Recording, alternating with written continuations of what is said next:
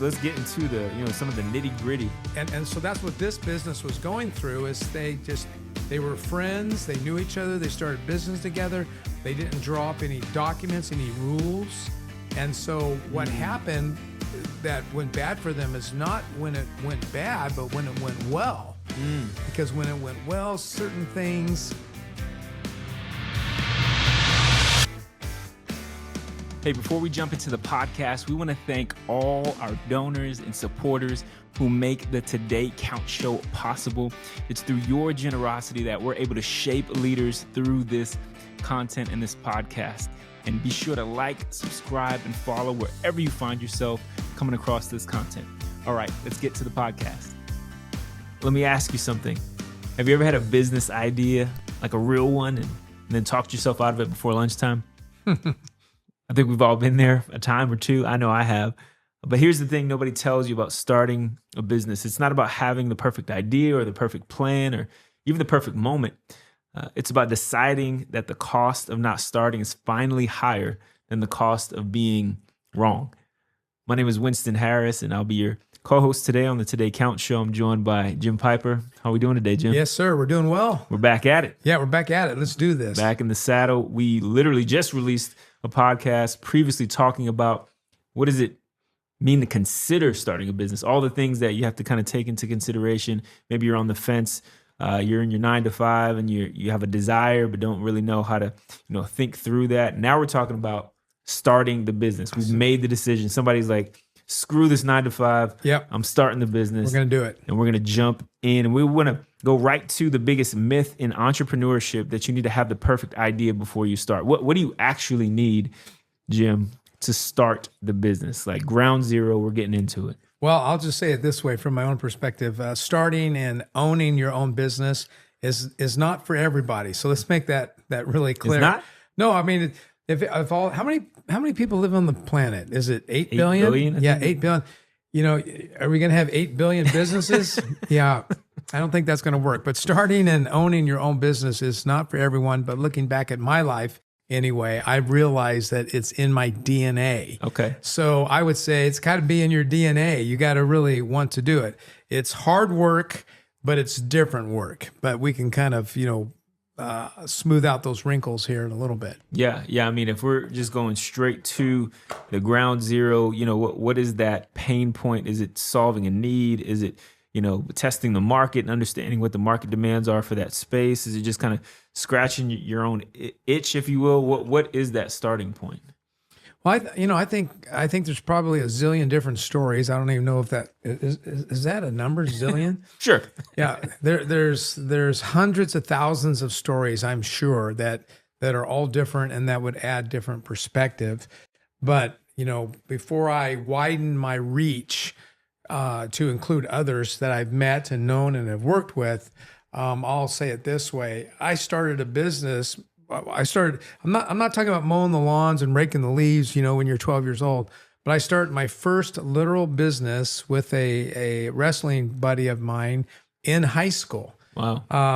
And I never thought about, can you do that? Should I do that? I didn't get paralyzed by anything. I just knew that I was making, I think it was $1.90 an hour at the grocery store. Yeah, that's not going to work in today's market. And then we saw this other opportunity, and we just took it. And I worked for the better part of a decade as a business banker. Now that was when I was in my 20s, so still very, very young man. But man, did I learn a lot, because I was exposed to all kinds of different businesses and all kinds of different characters. I'll say that. And frankly, ever since then, I've been starting ministries and businesses. My undergrad is in business at the University of Redlands in Southern California. I felt a call to ministry, never really being released from being a starter, but there was another application that came. So while I earned a master's in divinity at Bethel, Minnesota, what do you know? My entrepreneurialism moved into what we call in the world today church planting. But remember, one hand I was doing church planting, and the other hand I had other things, going on. Did some postgraduate work at Bethel. And as I said, currently, I guess I didn't say this exactly, but currently I've started both a business and a ministry focused on encouraging leaders. That's what this is about. Yeah. So coaching, teaching, advising kind of all came into one, which of course includes ministry applications, business applications, entrepreneurial applications. So that's me in a nutshell. That's a whole lot. There's a lot going on. Is it? I feel like I have to hurry because my life is running out. Sound like a busy guy, Jim. I'm busy. busy guy. Yeah. I mean, I've never formally started a business, but about a decade into leadership and worked with entrepreneurs, and there's a lot of mistakes that you can make. Entrepreneurs can make a lot of mistakes.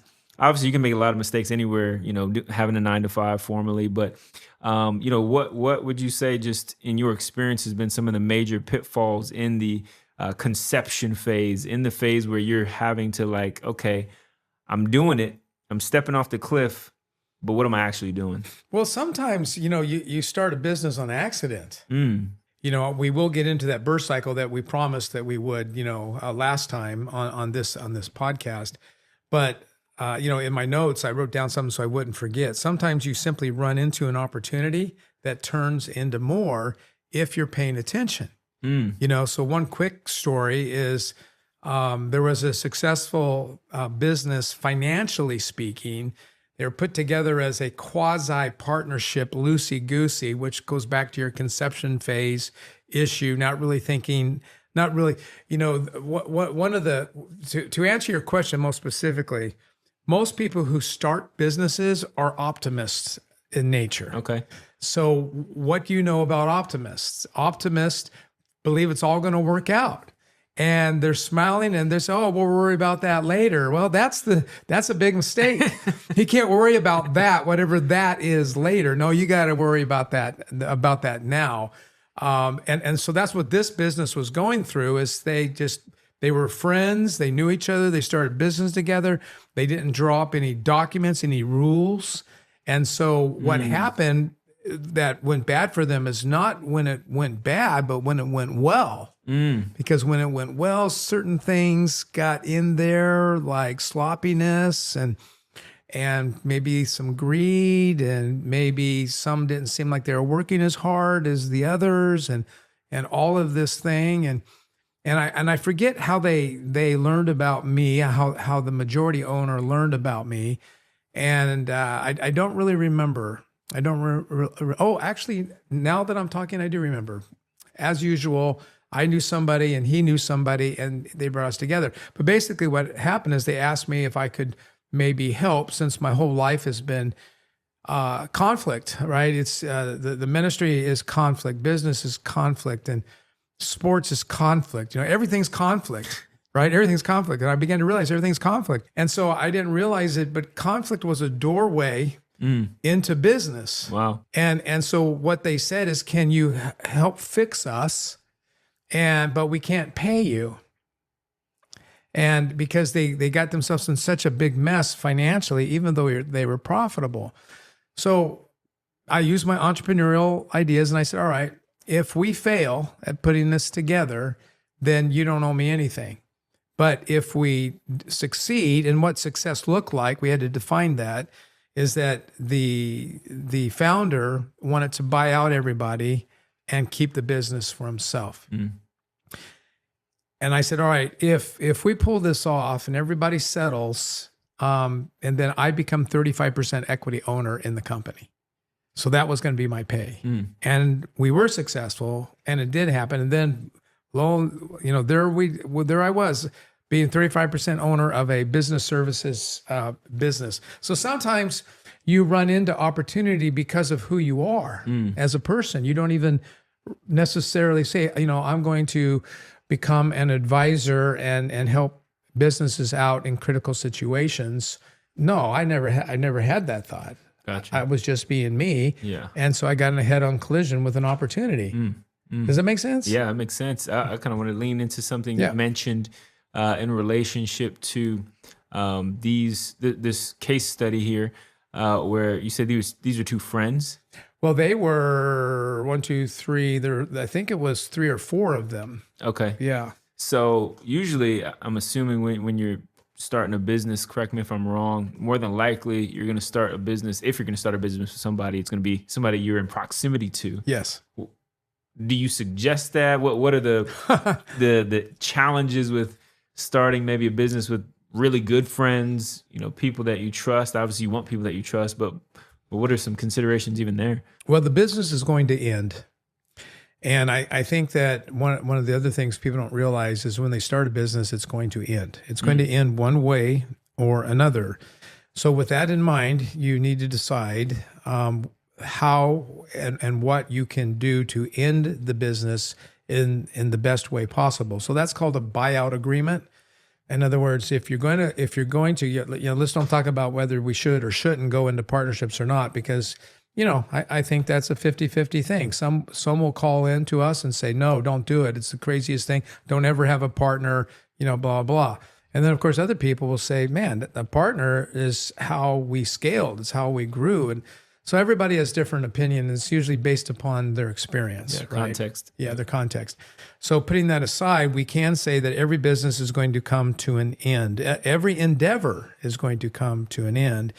And so keeping the end in mind, how might I want to end it? I think I'm going to get into that a little bit more as we go further on here. Yeah. Maybe the person listening who's made the decision to start the business, they're in this, once again, this conception, this planning phase. How do they not get stuck? How do they not get caught up in the paralysis by analysis and the overthinking? When do they know it's time to pull the trigger? What is the key thing in this stage, in this planning stage? Again, assuming that we're planning, right? let's not assume. First things first, plan. Yeah, you probably have some sort of experience or some sort of success, and you're probably using Patrick Lencioni's working genius entitled Wonder, where you're wondering, well, gosh, I'm doing this for so-and-so, and I'm earning a certain amount, and that so-and-so is getting a cut of that. Well, what if I were to step out on my own and do it? What greater opportunities, would I have? I think it goes back to what you said in our last episode to some degree. Which do you want? Would you rather try and fail, or would you rather just stay where you're at and live with what you have? And I think that there comes a point in time where somebody, they call it side hustles nowadays, but sometimes we'd start a part-time thing. And I think sometimes it's okay to start a part-time thing because it'll wet your whistle, so to speak. I don't think you're going to be successful doing it part-time, but you might learn enough to know whether you want to go all in or you go, yeah, I don't even like this and this about it. I like the security of the paycheck. I like, some of it has to do with your personality too, because if you're going to be an entrepreneur and you're an extrovert, that might be kind of tough because entrepreneurialism in many ways starts alone because you're the inventor of whatever it is. So you're going to start by yourself at some point, and a lot of your time is spent alone. Now, if you build a big industry, then of course that will change as time goes on. But there's a lot of hours, a lot of days, and a lot of weeks where you are working by yourself, and so that's something to think about, as well. And you've already alluded to the DNA factor, the bent towards optimism. What are some other characteristics maybe that somebody's even learning in this kind of conception phase about themselves? Great question. We walked into a Mexican restaurant the other day, and you knew I was going to bring up hospitality sooner or later. It had already happened. I was in Arizona visiting my parents, and we walked into this brand new Mexican restaurant, brand new. And the hostess had her head down, didn't even look up at us, and mumbled something. I think she said, "How many in your party?" I think, but it was a mumble. And then the next thing you know, she walks around from the little desk there and walks somewhere and just leaves us standing there. And as we're watching, we're noticing that it appears as though she's kind of setting up our table. We're going, okay. And then she still doesn't look up, but she kind of moves her body in our direction and then like waves us over. And then we come and we sit down and it began, it's pretty obvious that this young lady did not have any training. And I'll talk about that in a little bit. But it's pretty clear that she was doing her job. Now, it's obvious that she wasn't trained as to the how or the why, which we'll get into later, but she just has a job mentality. She's there just to do the job. Now, what happened to me? What happened to me, as soon as I sit down at the table, I looked at my wife who was on my left and I looked at my mom who was on my right. And I said, I just feel like we need to hang a shingle about and Piper Management Group and create a vehicle that just teaches hospitality. And so there's the two different mindsets right there. One sees an opportunity, one is doing their job. And she doesn't see that we as customers are an opportunity. She didn't see us as an opportunity. She's just going through the motions. So that's one. So if you're constantly going places and you get ideas about it should be this way, it should be that way, that could be this way, you might have some entrepreneurialism in you because you don't like what you see. And that's what entrepreneurs do. They solve problems, right? They're trying to solve problems. And I was more upset with the fact that I haven't started a hospitality advisement company than I was in being treated the way I was. I'm going. That's that entrepreneur. Yeah, it's the entrepreneur. That's that's right. Great. That's so great. So if you notice what's wrong, you might, I'll come up to, and we've talked about this before, but I'll come up to a restaurant and when I see fingerprints all over the windows and I see trash, leading up to it, I'm going. And I go in the bathrooms and well, what does the kitchen look like? So that's how entrepreneurs think. That's really great. I think I've heard it said something to the effect of the spaces of your greatest frustration are usually the places where there's a need to be met, an opportunity, a ministry. Yeah. But those places, paying attention to what makes you most frustrated because you're seeing a need, you're seeing a place that people need to be served. Usually it's not what makes you feel really good, what makes you happy, though. Yeah, for sure. You can, something that you're quote unquote doing and have purpose can make you happy. But it's usually the origin phase, the conception phase is, and that really frustrates me. Does nobody else see this? Yeah. Does nobody else see this? Yeah. When you take Patrick Lencioni's assessment on the 6 geniuses, is it 6? Yeah. 6 geniuses. Yep.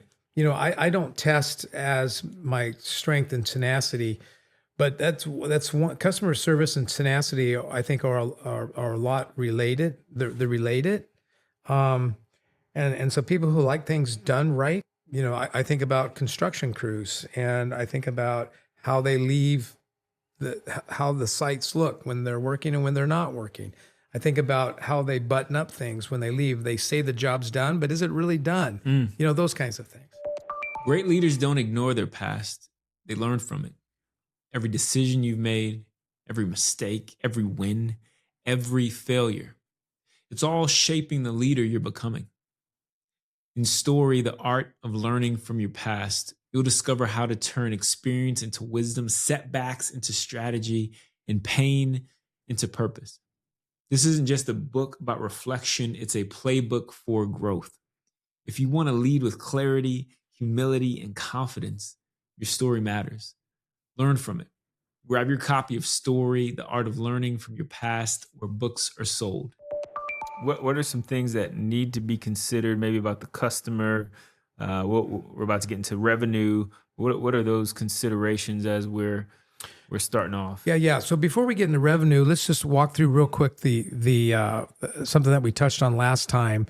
Planning without paralysis. So when it comes to starting a business, I'd like to suggest thinking about it in the same way that a human being is conceived and born. So in the conception phase, you want to think through everything. You want to think through everything that you can imagine. The idea of what you do and what you don't do, meaning what you will do and what you won't do. You got to narrow what you're going to do because your enthusiasm might spill out like it has with me many times. Sure, I can do that, I can do that, I can do that, but there's no direction. The need, what makes you the obvious choice, what makes me the right person, to take this on, which is a marketing, idea. And then the money, where are you going to get the money, the team, the partners, no partners. We were talking about that before. Where is the money coming from? And then how are we going to end this thing? Because this thing is going to end. Prenatal phase. So we got the conception phase. That's where we want to just think about everything we possibly can. Then what we do is we take that big list of everything that we can and we narrow it down to the things that we think we got to finish or have done or have in line prior to birthing this thing. And those things we put in what we call the prenatal phase. And I simply call that the things you must get done before starting. Then the birth phase, of course, is the grand opening of whatever that looks like. Obviously the term grand opening suggests some sort of retail center, but it could just mean that you hung up. Yeah, the launch. That's better. So how are you going to start? Meaning you might have a vision for 14 services or 10 products, but you're not going to start with 14 services. So that's the first thing I'd like to say to everybody. You're not going to start with selling all your products. You're not going to start with selling all your services. But you got to think about the ones that you think would bring the most ROI, return on investment, get your lift going as fast as you can. And then you can add, as time goes on. So how are you going to start? When are you going to start? What are you going to provide in the beginning? Then there's the growth phase. And the growth phase is you got to plan for it. You got to believe that it's going to come. And as I kind of suggest a little bit earlier, if you've got a possibility of like 7 services or 7 products that you're going to specialize in, or 3, or whatever it is, but you're going to start with 1, then that success and demand is going to have you move from 1 to 2 or 1 to 3. So what's your plan for that? What's your plan for how are you going to do that? So in other words, growth will not catch you by surprise. So this isn't getting paralyzed over planning, but it's doing enough imaginative thinking so that you don't get caught by surprise as much as possible, so that you're ready to actually grow. And then the final piece is the end, right? It's going to end. So how do you want to end it? Are you going to sell it? Are you going to take it to the grave? Are you going to franchise it? Are you going to hand it off to the kids? Or are you going to put it to death at some point so that you can start something new, whatever new is? How many people don't do their due diligence? Would you say it's a big number? Because everything you said was pretty exhausting just to even hear you kind of just work through that, and you were given a summary. So imagine like the actual work it takes before you even launch the thing, and you're talking about kind of starting with the end in mind. How many people would you say in general need to do this due diligence to avoid some of the the most pitfalls many people experience because they don't? Yeah, well, failure number 1 was the first business that I opened with my buddy Rod. And, we started a firewood business. I might have mentioned that last time. We started a firewood business because we live in the mountains.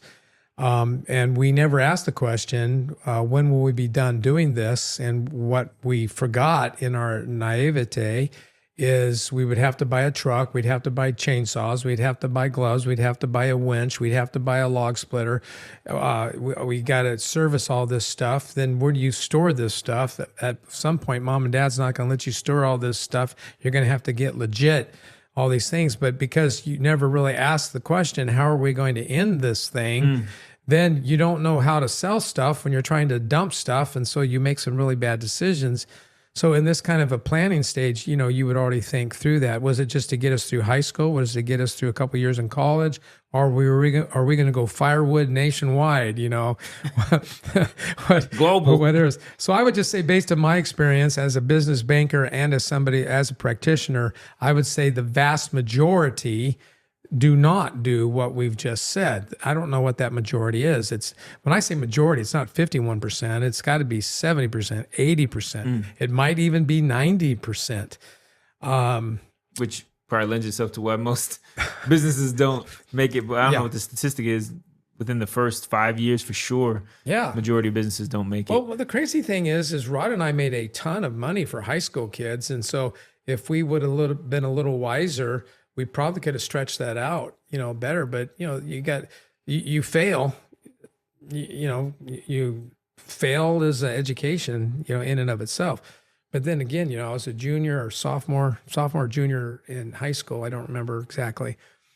But I would never take that experience back.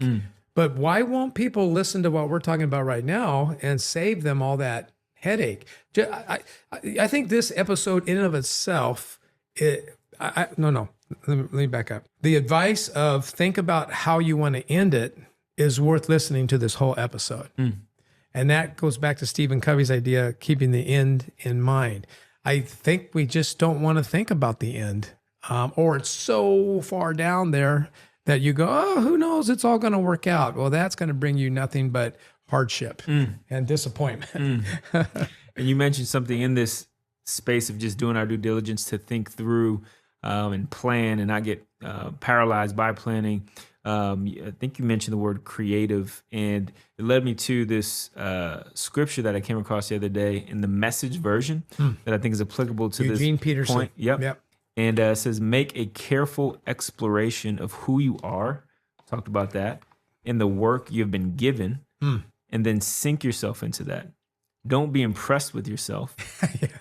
Don't compare yourself with others. Each of you must take responsibility for doing the creative best you can with your own life. Yeah. And I think you've just touched on that. Have fun. like get creative, right? Yeah. Like think through all the things that could be. Yeah. It doesn't have to be this overwhelming, weighty exercise of all the things that, man, I can't do, or all the things that I don't know. But, once again, what's in your control? What do you want this to look like? Getting a really good vision, not just the optimistic vision, but like, a logistical vision. Like, Right. okay, what resources do I have? What is the need? What do I feel, passion or purpose for doing? And, what could that look like if I really, according to the scripture, sunk my teeth into it? But let's get into the, some of the nitty gritty, All right. the money stuff. Throw it at me. The money stuff. Well, what does it look like when we get into, cash flow and, just budgets and investments and capital to get the business going? It's fun stuff. It really is fun stuff. It's, usually when we talk about business and you talk about acquiring money, unless you've got a ton of money and you're just looking to, build upon that foundation to make your money work for you. Most of us, when we start businesses, we don't have money, so we have to get money. Now, there's a couple phrases that we've all heard. It takes money to make money. You've heard it said that time is money. And both of those statements are generally true. Where it gets complicated, if you're going to start this business and reduce your risk as much as possible, and then you're probably starting it as a side hustle, and you're probably using the money out of your own pocket, whether you get it through trading time for money or whether you've got some savings or whatever. But when you decide to be a big girl or a big boy and go after money, you're going to have to get it in primarily one of two ways. And again, we touched upon this a little bit last time. You got to go get it from people who love you, people who believe in you, people who trust you. That's a really dangerous thing, though, because again, the odds are not in your favor. And so to look at all those family members and high school buddies and college buddies and be able to tell them that you've lost all their money, but you promised to pay them back some other way, you don't want to be in that position. Even if you somehow become that stand-up guy and pay people back by going back to work and paying them $5 a week for the next billion years, you got to really think about it. So, but the money comes in either by loans through people that or you create some sort of equity share where they own a piece of the business, but you got to spell that out. What does that mean? How do they get dividends, so to speak? How do they get a share of your profits? Certain businesses that you start, you probably can't start without doing that. I'll give you an example that comes from my business banking days. And again, I might be repeating myself from the other episode, but I'll leave his last name out of it. But Ed came to me, and I don't remember the exact amount. $500,000 sounds like that could be in a line of credit. And solar was the big experiment in the 1980s, and the government stepped in and gave big tax credits, and so it was a great opportunity for entrepreneurs to put the big solar panels on your house, and you'd get all these benefits on your tax returns. And of course, you guys are making a ton of money in selling you the product and the installation and maintenance contracts and all these things. Well, to make a long story short, he raised a lot of money, and he did such a good job of it that he even came to our bank, and our bank gave him that line of credit. To be more specific, I gave him that line of credit. It wasn't my money, but his bank's money. But I was the gatekeeper, for that money. And political winds change every time a governor or a president changes. At least it can. And just as fast as that came about, so did the tax laws, and so did Ed's business. But I took a hit too, because I lost, by giving that money out, I lost all that on the bank's behalf. For some reason, I wasn't fired for that. I guess that's kind of, part of doing business, the cost of doing business sometimes in that. But, that's an example. When we go through the 5 C's of credit, which again, I think we should do real quickly on this episode, not right this second, but money is a big deal. So you asked me earlier on, Winston, what's another, what are the main mistakes? And when it comes to money, the number one mistake is not having enough. People might say, duh. Well, it's not as simple as you might think. So like if you get in the retail business, for example, and your store does well, and any of what you sell is a big deal for either back to school or Christmas, you usually don't have the money to buy the inventory that you could sell. It's very difficult to get a line of credit to buy all the inventory that you need to get ready for Christmas. So instead, your shelves are bare when you could be making money. So you end up going out of business because you don't have enough capital to get you through good times. Wow. Not to mention bad times. In fact, it's been a long time since I've studied retail numbers, but I believe that the numbers are astronomical, that if you take Christmas in America out of most retailers' profit and loss, they're done. They're done. I mean, it's a crazy number. It's way north of 50%. Wow. Way north of 50%. Wow. So clothing stores, toy stores, or any department store that has that. So thinking through the money thing, thinking through, okay, what if we don't meet our projections for 12 months? Can you weather that storm? So that's a big deal. Yeah, money's one thing, but then people, right? Yeah. Building the right teams. Do you even know what kind of team you need? Some of that comes back to the personality type and who you are, and are there people that you need around you that complement you? But maybe talk to us about the leadership aspect of entrepreneurship, because it's not just I'm just going to run and gun and do my own thing. But at some point, even if it's just leading yourself, what are the leadership aspects that come into this play? Well, like if you and I went into business together, our temperaments are really closely aligned. And that's not bad. That gives us alignment easier. But generally, well, I'm just going to say this. This one's going to hurt. If you want to see, all right, you've grown your business. And if you want people to see you, they're going to see you through your team. Wow. Through your employees. And so when we went to that Mexican restaurant, That's all I needed to see. And I knew that whoever started that restaurant wasn't a leader. Maybe they're a chef. I don't know. Maybe they're a salesperson and they went and raised the money to get this great idea started. I don't know, but I know they're not hospitality minded, and that employee did not represent, him well. And that goes back to how well do you know yourself? How much do you realize that owning a business is more about leadership than anything else? In the story of that gal there that we met, it wasn't just her. Unfortunately, we met many like her there. It was a culture. Yeah. When you have a business, you can't simply tell people what their job is. You have to tell them what their job is and how to do it and why it's that way. So if I can digress just real quickly to what I think is very helpful, that you've led us to in this question, is if I go back to the 5 C's of credit, it really is a good business model. The first C is character, and that is knowing yourself, right? It's not just that you're going to pay your loan back. It's not that it's not just the fact that you don't lie and steal and cheat. No. Character also means that you're agnostic sometimes to your strengths. Sometimes you got to do what you got to do. That's what character really is, right? Character is different than strengths. It's great if all of your strengths fit in the lane that you've placed yourself because you surround yourself with complementary team members.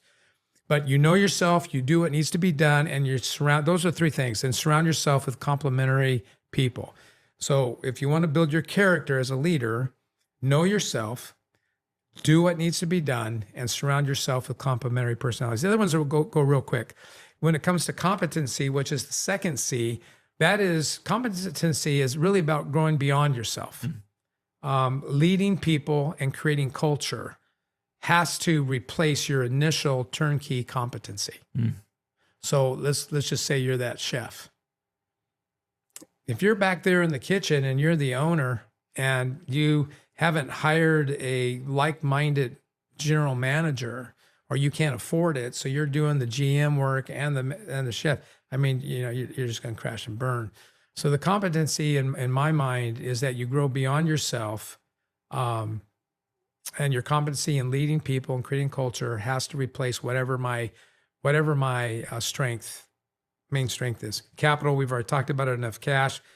Collateral, if you have collateral to offer, that means that you've probably got the opportunity to get some capital, through a loan. And then really the conditions part, that's the 5C, is as a young banker, I had to be smart enough to realize that the solar business was very, very risky because it wasn't tested. And Ed did the same thing. He was more seasoned as an entrepreneur, but he made the same mistake. I give a talk about becoming the leaders we need to be. And one of the points is beware of the cutting edge.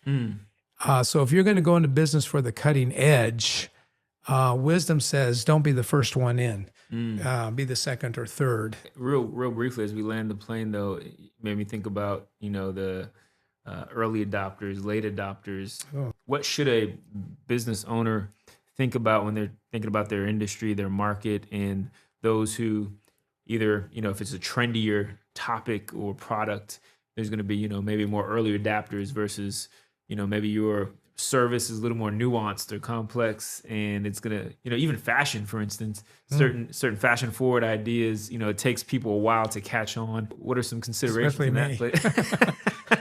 Yeah, that's a whole nother, maybe we should do a fashion topic. Next podcast. Yeah. You'll be doing the talking. That's a really great question because it's a 360-degree question. When you talk about the doors that I've walked through, some of them have become doors that I wanted to do, and they weren't not necessarily seen as valuable to the potential client or customer than I thought. But what's strange is as time goes on, if it's legit, whatever the it is, it does take hold, but you could go out of business before it takes hold.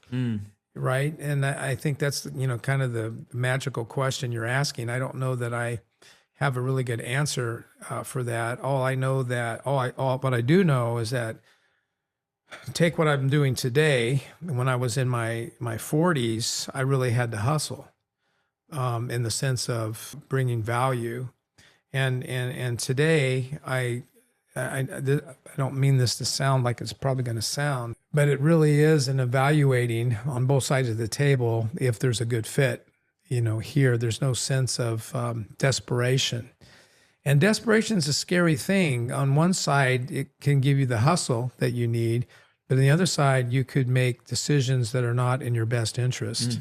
So, keeping yourself centered in how, important you are to God and who you are and all of those kinds of things.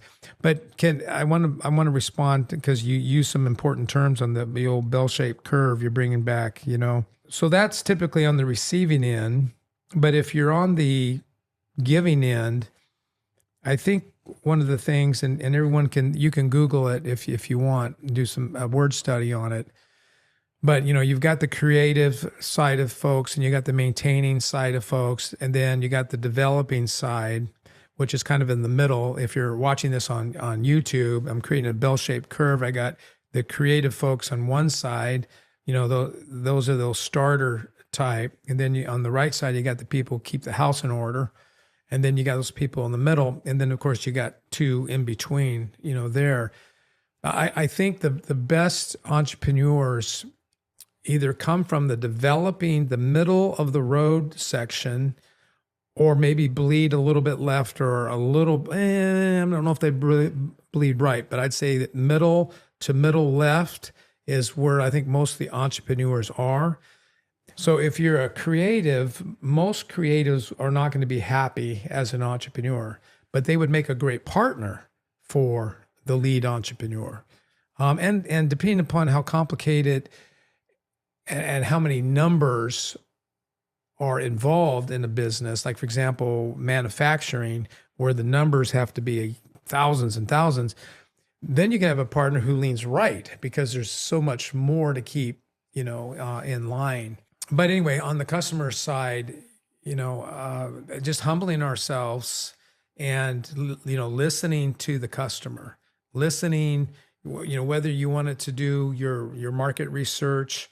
But even if you believe in your product, what will get your product to stick better is not being so arrogant about your product and your service. To try to humble yourself and just, ask your customer, how could this be better? Yeah. What do you like about it? What could you do away with? My mom and dad were looking at buying a car, and the sales guy showed us his car that had every bell and whistle known to man. I mean, it was overwhelming for them. They go, we don't want all that, but it was so cool. All these different buttons could do everything that you want to do and the things that you don't want to do, and they're just saying, we don't want that. We don't want to pay for that. But look how cool this is. Yeah, that's cool. We don't want that. Yeah. Right. So that's great. Yeah. And as we land the plane here, we've talked about kind of ideation. We've talked about planning, the nitty gritty of finances. In leadership, my biggest takeaway is obviously leadership. This all hinges on leadership and knowing yourself. But for the person listening, what's one takeaway? What's one thing you want them to walk away with as they're starting the business?